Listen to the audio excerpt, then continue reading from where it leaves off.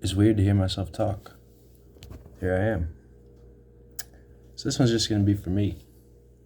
So I had a thought earlier today where I was like, yeah, if it was me finding this channel, I know what I would do. I would go through every fucking video this guy's ever made, figure him out. Because this is the most cutting edge shit I've ever seen. And that's how I operate. When I find somebody that blows me away, doesn't care how crazy they seem to me, doesn't care, I don't care how freaky they are to the other people in society, or how they come off. I don't care about any of that. I'm looking for what's behind the words, what's behind the craziness. And so, if I have to make a video to cater to other people, then it's not going to find the right people in the first place. Because I don't want the people that need to be catered to be watching the video. That's not my target audience. My target audience is the people who are going to level up big time in this world. And keep going with transformation, continue to push on, to strive. The ones who are on the samurai's path, the path of desperation. And I've had, if you look at my evil is good video, I've been in that mood again a lot. Not that same mood, but I've been in heightened states. So one of the things I wanted to talk about was how one of my greatest skills I've cultivated recently is when to not make a video. Because, say I had made 5 more of those types of videos, I may not be sitting here talking with you right now. You know what I'm saying? That one generated enough smoke in the local community on its own right. So I had to let that one cool off a little while. You know what I'm saying?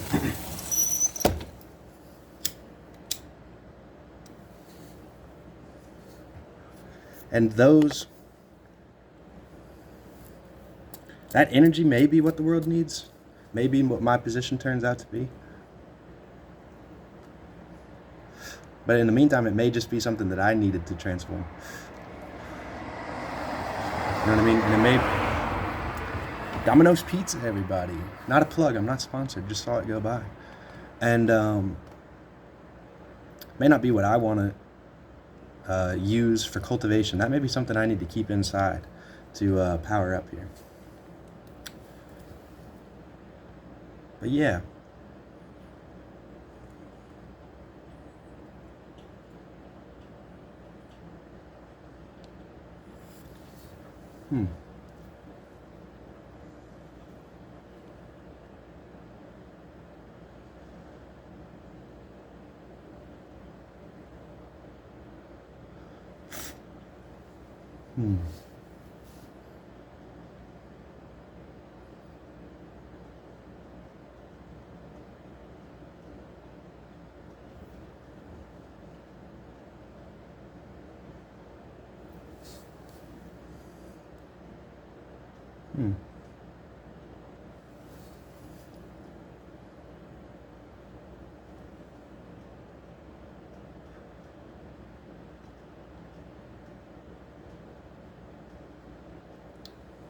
Tell him about Azazel. What about him?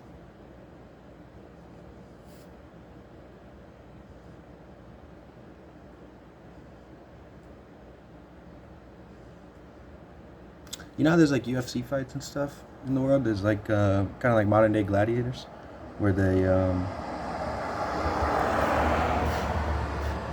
prize fighters. They fight for a prize. You know what I mean? They want to make the money. And they do it in front of the world, and they entertain the people by sparring, but to see who's actually going to win. A chokeout equals death if there's no referee. A knockout equals death if there's no referee, because you could stomp them out, you could finish the job once you've choked them out or once you've knocked them out. And Azazel puts on those kind of deals in the astral world. He hosts them. I found that out when I went to the Hell Realm and met up with him, and he asked if I wanted to do a fight, to do a battle. And I said, yeah, sure, man. He said, I'll sponsor you to do a battle. And so we were sitting at a table that looked kind of like a nice mess hall. I think there were probably other people that he sponsored in that mess hall. As if he was like a UFC manager, like that guy that managed Khabib and Gaethje and all those other people. Aziz Abdullah Baba, the bald guy with the Ninja Turtle head, like that. That's what Azazel was. And so then he would walk away from the table, and I would find myself. This was in a the human Ranulf was in meditation at this point. And then I'd find myself in a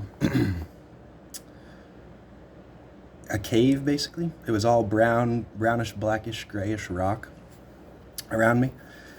And there's a big crowd, more like a mosh pit style. They weren't all surrounding us.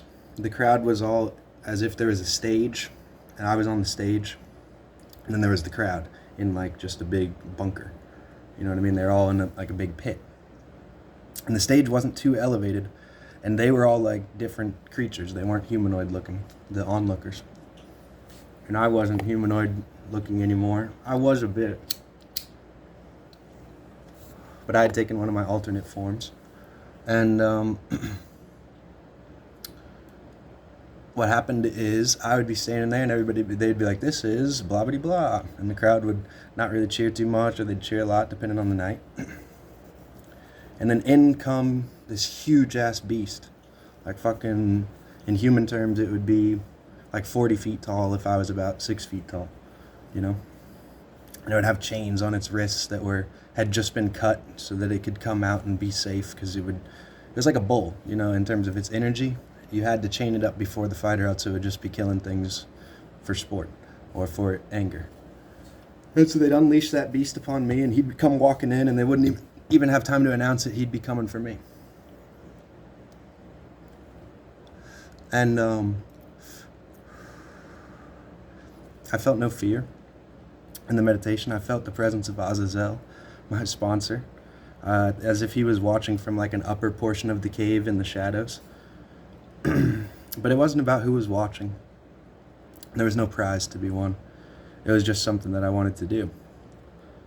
And so from there, I would completely dismantle the monster. I would win. So those would be moves like adopting different forms during the fight, shape-shifting, shooting laser beams of like purple out of my pineal gland in order to like saw parts of his bodies off, and I would teleport around behind him and stuff like that. And I was really having fun with him. It was sport. I didn't just kill him instantly, because there's that entertainment aspect. And then I would like levitate at the end after the monster was down on the ground and turn around to face the crowd. And I would bow and I'd teleport out. That was it.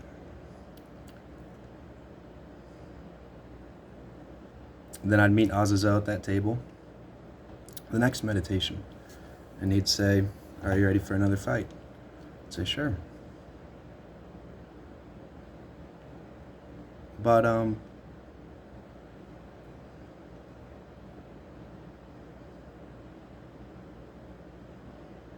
there's no real point to that story. I don't know. There's no point. That's it. And then, what else?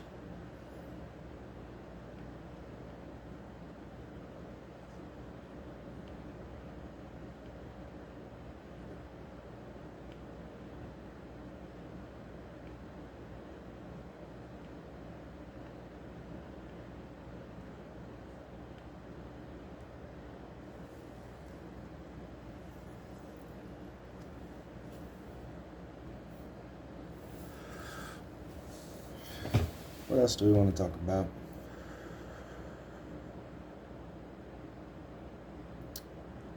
You know you're a genius if like you watch other geniuses and stuff, and then you get angry when the people don't understand them.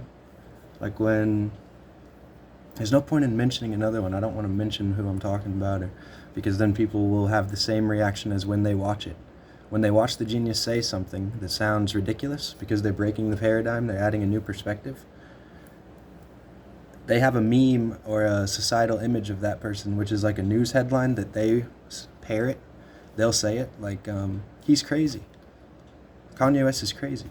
You know what I mean? And since they saw that on so many different news articles, and their mom said it and their dad said it, and when they're at a party and he gets brought up, person A says it, fill in the NPC, the non-player character, fill in the person here. They say Kanye's crazy, Kanye's crazy.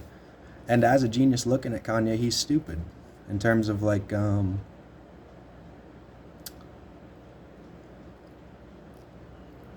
he's not cutting edge enough to get his ideas across to the people where they have to accept his genius. There's enough leeway in what he says between the truth and what he's saying that another genius will see it and help him connect it and be like, yep, he's hitting it on the nail. He's got the point. But the crowd, since there's this much leeway, the crowd is right to call him crazy because he hasn't squared the circle. He hasn't circled the square. Because the thing that he said was true in essence, but it was far enough away in reality. The verbiage, the words he chose wasn't quite enough there. Like when he says, black people chose to be slaves, in so many words, that wasn't the exact right way to express that idea. So geniuses are held on such a high level that not only do they have to have the ingenious idea, but their vocabulary and their breakdown of it has to be better than the best lyric that Kanye West has ever written. Because Kanye West can only connect things on like a pop level, on like a social level. Like,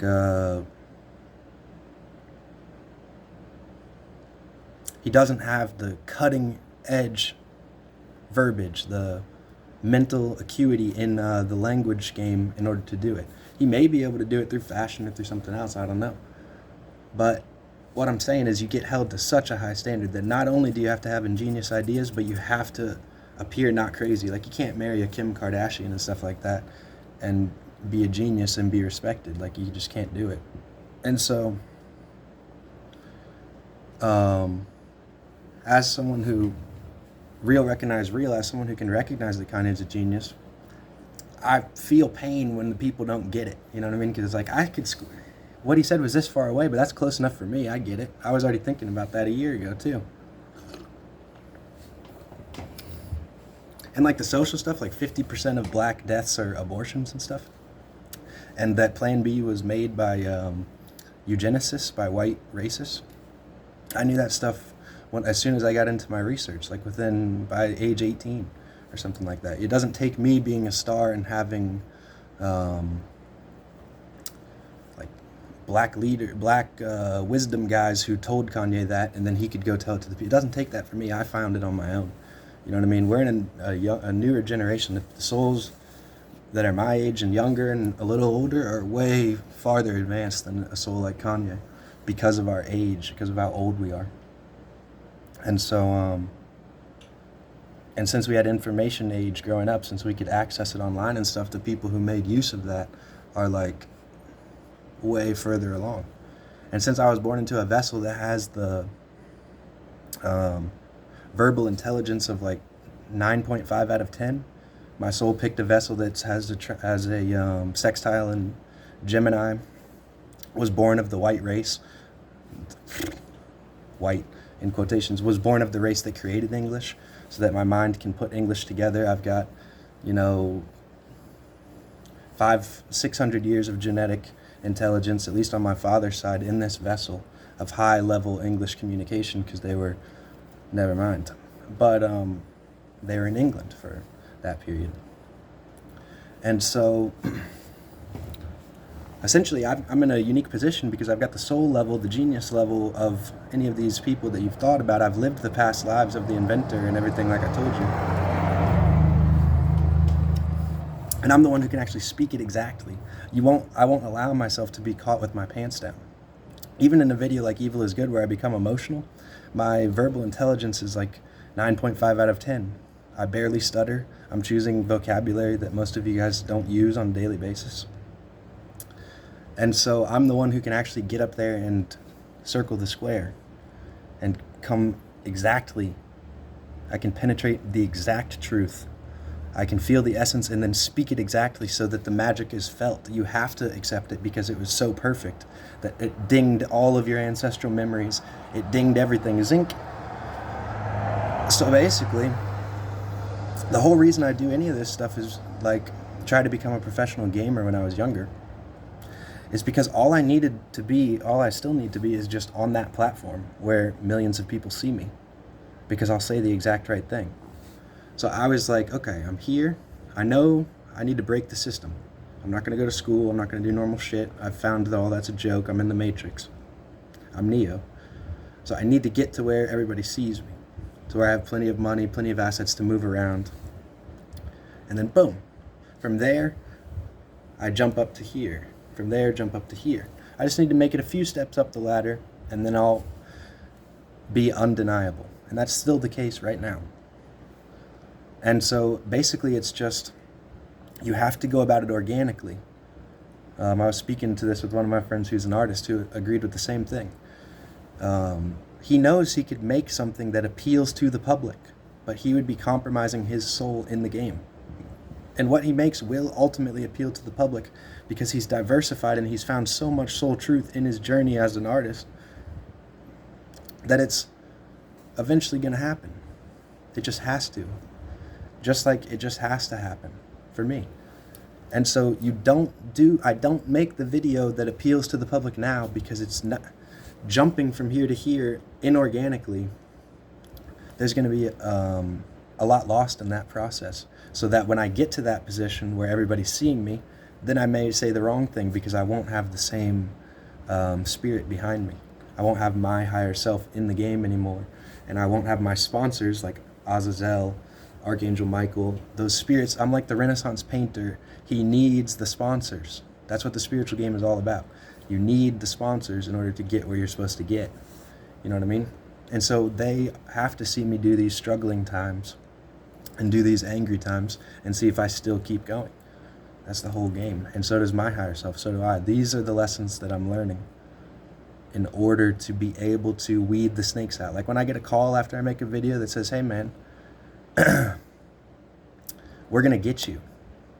You know what I mean? What does that mean? I could get shot. I could get kicked in the ribs. I could get stomped out. I told you in that video that there's no such thing as an enemy to me. That if anybody becomes my enemy, they only make me stronger. So afterwards, when I get a call like that, because I made a video online, and I have a spell across all my videos that says that only the right people will see it. So that person who's calling me is supposed to see it, and he's supposed to call and threaten my physical being in real life, right? That was all orchestrated to plan. And so then when I listened to the Juicy J and the Gucci Mane for the next 2 days, and I'm imagining, okay, I'm going to run into this guy. We're going to see what happens. It's going to be live and in action. It's going to be, call the police with your rattin' ass. I know you working for them folks with your rattin' ass. You gon' meet a young nigga with a black mask. You gon' meet a young nigga with a black mask. That Juicy J song came in perfectly because I had a visit from the police after I made that song. And where did they find me? Where I said I would be, at the gym. And I was removing weights from the personal record deadlift that I had just done. And I didn't move off my spot. I had a spine. I held my ground. I was prepared. So that when I get to here, to the level of a Kanye, I'll have that same spine. You can only make me stronger. That's all that happens. That's all that happens eternally.